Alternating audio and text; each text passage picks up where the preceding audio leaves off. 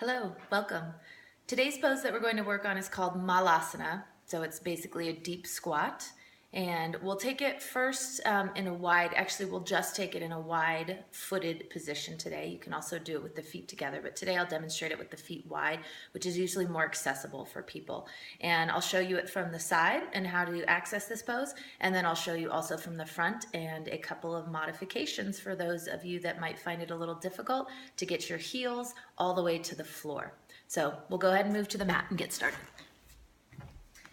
So first I'll show you it from the side. So you'll start in basically Tadasana with the feet wide, and the feet are going to be just a little bit wider than hip width. So if your hips are here, your feet are just going to be a tiny bit wider than that with the toes slightly turned out.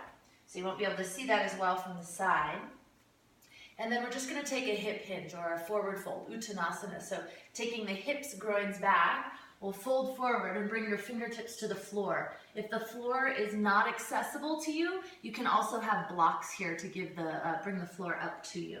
And then you're just going to simply bend the knees and drop the hips down and come into Malasana.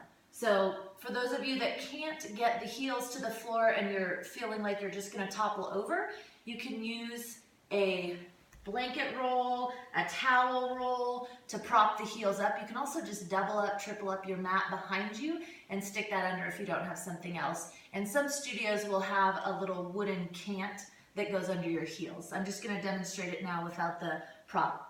So I like to reach my arms forward first to get full length in the spine, so from the tailbone through the crown of the head. And rather than thinking about just leaning forward, think about leaning up and forward. So the crown of the head is taking like a 45-degree angle or shot up towards the corner of the room.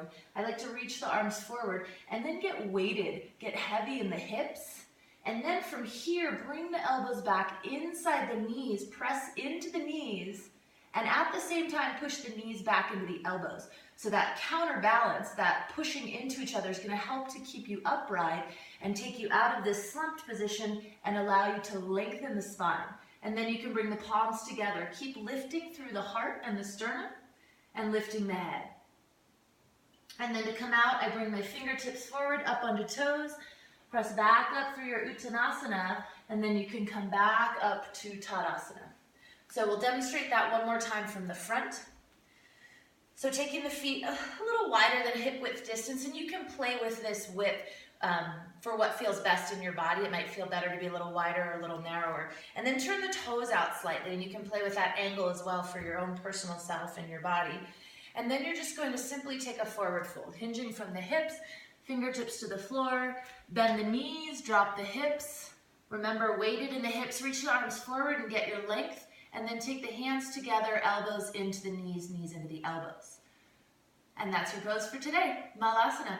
Thanks for joining me. Namaste.